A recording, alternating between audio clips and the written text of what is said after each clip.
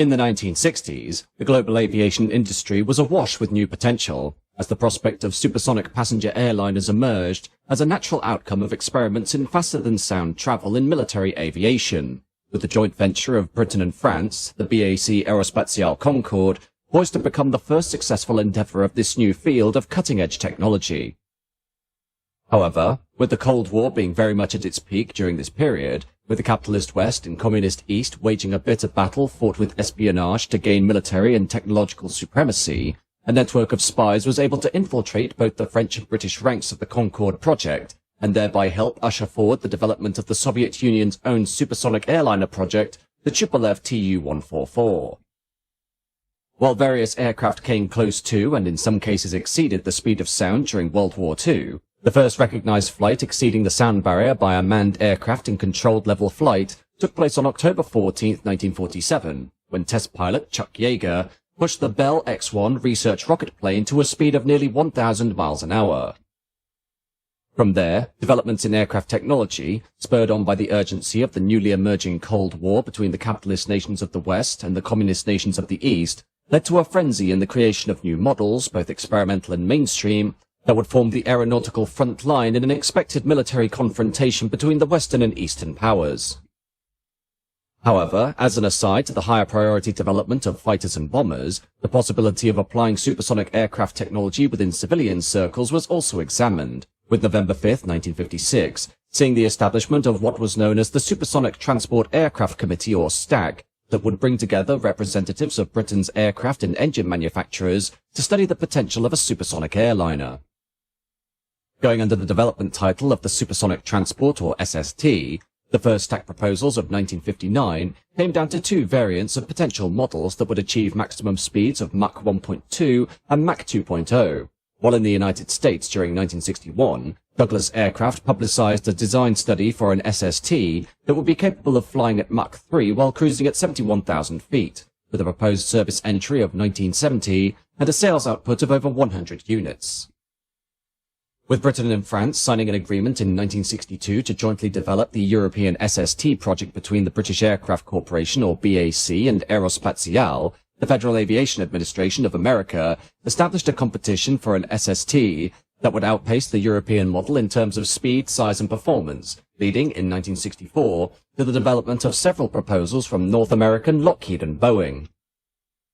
Of these, North American were poised to be the most successful, as they had already developed two examples of the XB-70 Valkyrie experimental Mach 3 bombers, which had a configuration and performance similar to that of an SST,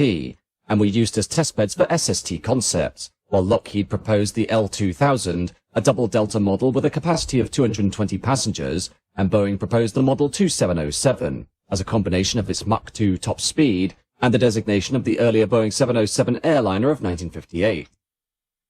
Ultimately, North American would drop out of the project in 1966, while the two-horse race between Lockheed and Boeing was won by the latter on May 1, 1967, with two prototypes to be built of the Boeing 2707, which would comprise a 300-foot-long fuselage with a maximum capacity of 350 passengers, a cruise speed of Mach 2.7, and a range of 4,000 miles, with the aircraft sporting variable geometry swing wings, as per various fighter jet models, to allow for excellent high-speed performance but also superior low-speed handling to the European concept, which had now been dubbed Concorde, though the Boeing 2707 project would eventually be scrapped in 1971.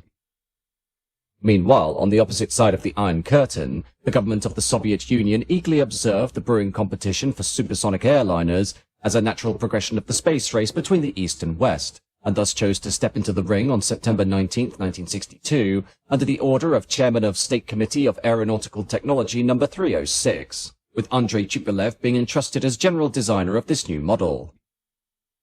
However, the Tupolev design for an SST, designated the Tu-144, had lots of catching up to do, with the Concorde project already well underway between France and Britain, while the Soviet Union had barely developed a mock-up of their prospective airliner prior to June 1966, while various technology gaps caused by Cold War restrictions also existed in the design that needed to be filled to make the airliner successful. While the Soviet Union was able to iron out many of the glaring omissions through domestic developments in supersonic fighters and bombers, the Russian espionage network was also called upon to infiltrate the European Concorde program and thereby glean facts and technology to help solve the more troubling hurdles of the Tu-144's design.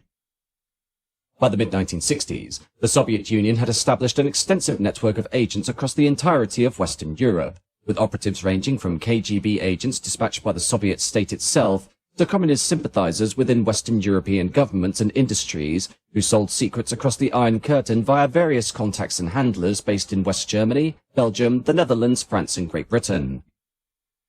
The magnitude of the Soviet spy network was brought to widespread public attention during the Martel Affair of 1962, when former high-ranking member of the KGB, Anatoly Golitsyn, defected to the United States in December 1961, and revealed the presence of a Soviet spy ring within the highest ranks of the French SDECE, or Service de Documentation Extérieure et de Contre-Espionnage, known as the Sapphire Ring.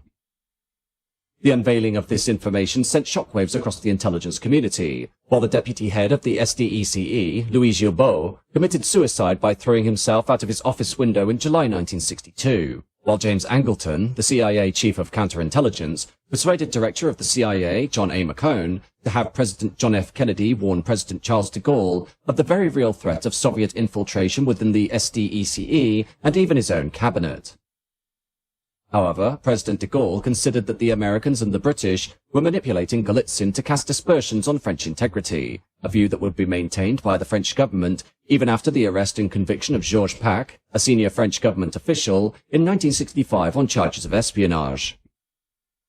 In relation to the development of Concorde, 5 names would become notorious with the theft of information relating to the project and its possible incorporation within the upcoming Tupolev Tu-144, that thus led to the airliner bearing more than a passing resemblance to its Anglo-French rival, these figures being Sergei Fabiew, John Saradi, Sergei Pavlov, Herbert Steinbrecher, and an engineer for BAC simply known as Ace.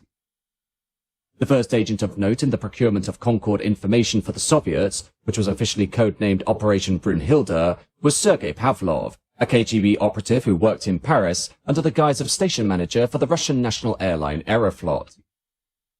Pavlov would be arrested on February 1, 1965, when during a pre-arranged meeting with a contact at the La Flambe restaurant on the Boulevard Garibaldi in Paris, he inadvertently sat opposite an agent of the Direction de la Surveillance du Territoire, or DST, France's domestic intelligence agency, named Pierre Levergeois, and his female companion. Levergeois had been assigned to follow Pavlov since 1964, when he was connected to a French communist sympathizer who worked as an airport worker at the Aerospatiale home facility of Toulouse. This sympathizer having been spotted collecting tire scrapings from tests conducted on what would become Concorde's tires, with the intention of using this debris as a means of steering the Tu-144's own development, with Pavlov being ultimately determined to be the handler of 2 such communist sympathizers within the ranks of Aerospatiale. In response to this, Levergeois would pose as a contact for Pavlov within the ranks of the French aircraft builder, and presented him with a rubber compound that had the consistency of bubblegum, which he passed off as tire scrapings from the Concorde wheel tests, though in reality the compound was useless in terms of providing information on Concorde's tire design to the Soviet engineers. Eventually, after speaking with Levergeois and his companion for 2 hours, during which time the DSP operative presented Pavlov with the design of Concorde's landing gear, anti-lock brakes and high-tech metallurgy, by writing them on the back of a napkin, he was detained by other DSP agents when he attempted to leave the restaurant with the napkin in his possession, thereby justifying his arrest. Ultimately, French President Charles de Gaulle, who was so outraged by the scandal that he insisted on personally signing Pavlov's expulsion papers, saw the KGB agent deported back to the Soviet Union later that same year, after which he would become the Deputy Minister for Civil Aviation, during which he would oversee the brief but troubled entry of the Tu-144 into service with Aeroflot during 1975 and its eventual withdrawal in 1978. However, Pavlov was not alone in his espionage campaign within the ranks of the French Concorde team, as in parallel to him was Sergei Fabiew, a high-level French technocrat and son of a white Russian, who was the primary handler for various sympathizers within the ranks of the French Communist Party, who supplied him with hundreds, if not thousands, of technical documents over the course of 15 years.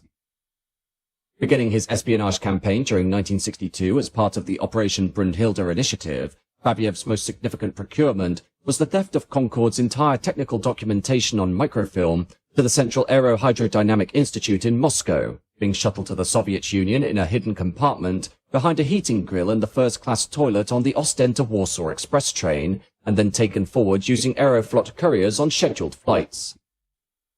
Fabiew would eventually be arrested on March 15, 1977, when about to board a plane at Orly Airport bound for the Soviet Union, after decoded messages from Moscow had congratulated him on obtaining the complete plans of Concorde, with February 1, 1978, seeing him sentenced to 20 years in prison for espionage. However, the early development plans provided by Fabiew would not have permitted the Soviet engineers to come up with their own aircraft, with these documents only serving as a general indication of the direction of the Concorde design team, while the Tupolev Design Bureau already had significant experience building delta-shaped aircraft, with the Central Aero-Hydrodynamic Institute, of which Andrei Tupolev was a graduate, having developed extensive data on such designs. Meanwhile, the DST and MI5 were collaborating on a case involving a double agent named Air Bubble, which would later be revealed as Swiss industrial chemist Dr. Jean-Paul Soupert, who had originally applied to the Technical University of Chemistry in Leuna-Meersburg in communist East Germany during 1957, but who would eventually be enlisted under Operation Brunhilde to work as a spy in Brussels. Soupert would act as handler for agents working for the East German Intelligence Service, the Hauptverwaltung Aufklärung, or HVA, and the KGB of Russia, though due to his living in an upscale neighborhood in Brussels, while only staying in the most first-class hotels on his travels, he caught the attention of the Sûreté de l'État of Belgium and was arrested in mid-1964. Under the threat of a lengthy prison sentence, Soupert would reveal that he was handling two agents of Messrs. Kodak Limited, the British branch of the American Eastman Kodak Company, Ken Roberts and Godfrey Conway, who were being paid 2,000 Deutschmarks each by Soupert to provide him with sensitive commercial information from the Kodak factory in Harrow, northwest of London.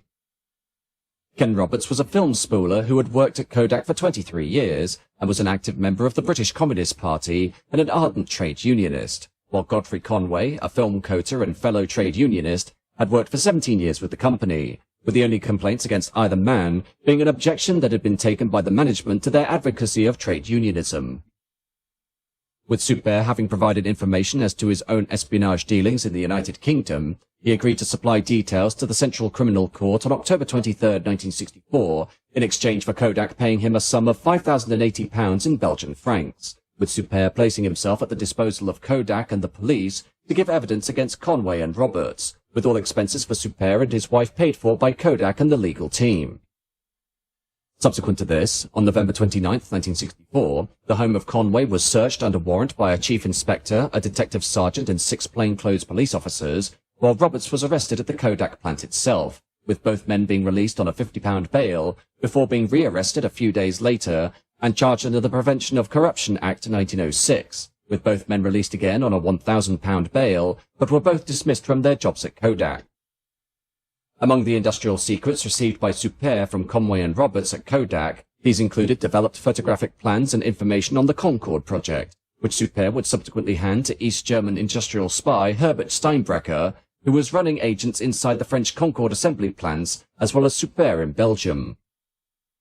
While Conway and Roberts were acquitted, details of the case against Soupert, as gathered by the Belgians, were handed over to the DST and MI6, but inquiries into Steinbrecher revealed that MI6 have recruited a French police chief, whose police district ran up to the German border, who operated as a Blanche agent, or an agent MI6 deliberately concealed from their French host, to spy on both French and German nationals, with the French, for their part, being forced to admit that Steinbrecher's agents had acquired for the Russians every detail of the Concorde's advanced electronic systems.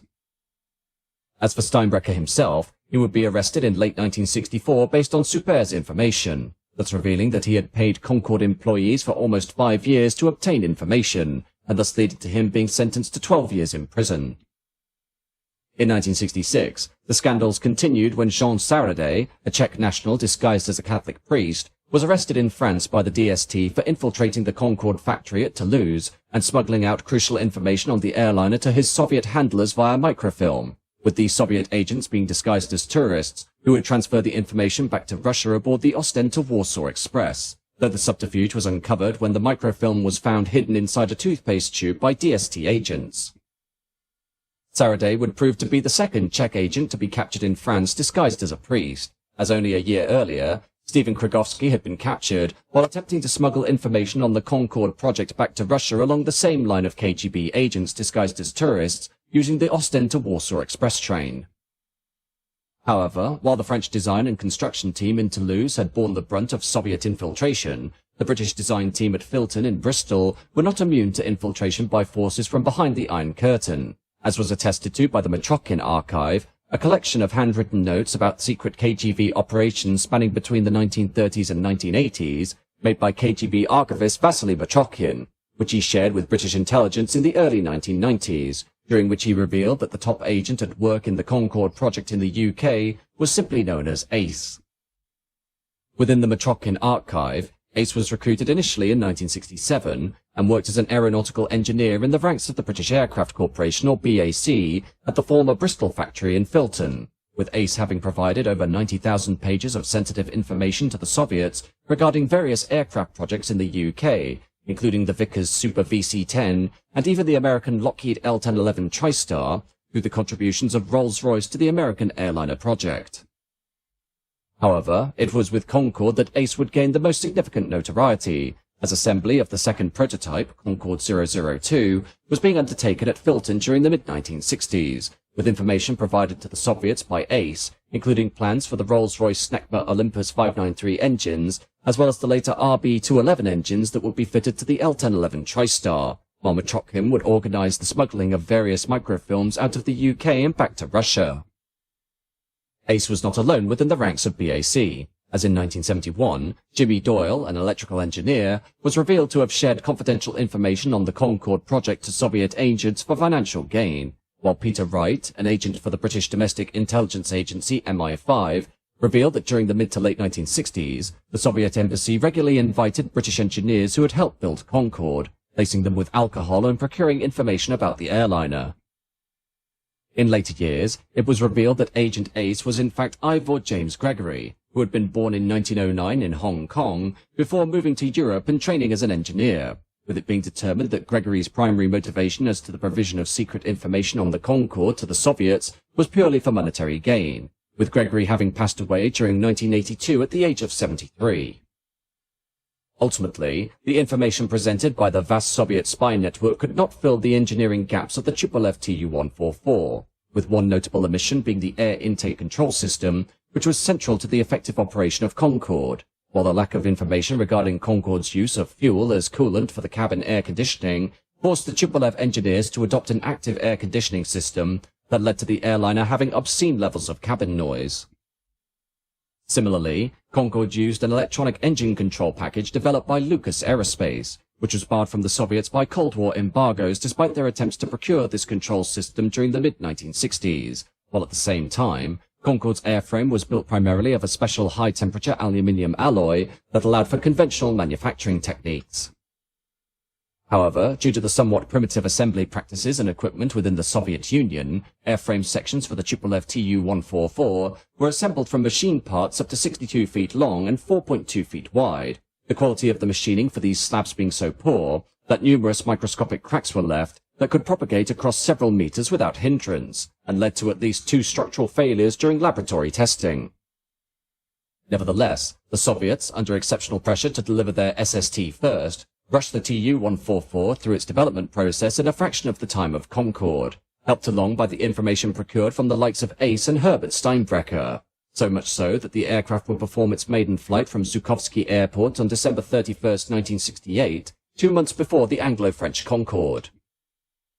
However, the successful maiden flight of the Tu-144, as the world's first supersonic airliner, which broke the sound barrier for the first time on June 5, 1969, would soon descend into calamity as the shortcomings of the Soviet design and construction capabilities led initially to a horrendous accident at the 1973 Paris Air Show, when the first Tu-144S production airliner, 77102, broke apart mid-performance and crashed into a neighborhood near Le Bourget Airport, killing the 6 test crew and 8 on the ground. The Tu-144 would subsequently enter service on December 26, 1975, working mail and freight between Moscow and Alma-Ata in preparation for passenger services, which commenced on November 1, 1977, though passenger operations were fragmented at best due to the poor reliability of the production Tu-144 units, while following a fatal crash landing of a pre-delivery test flight on May 23, 1978, passenger services for the airliner were axed on June 1 of the same year after 55 runs, while commercial mail and freight use for the type lasted for 103 flights before the project was formally cancelled in 1983.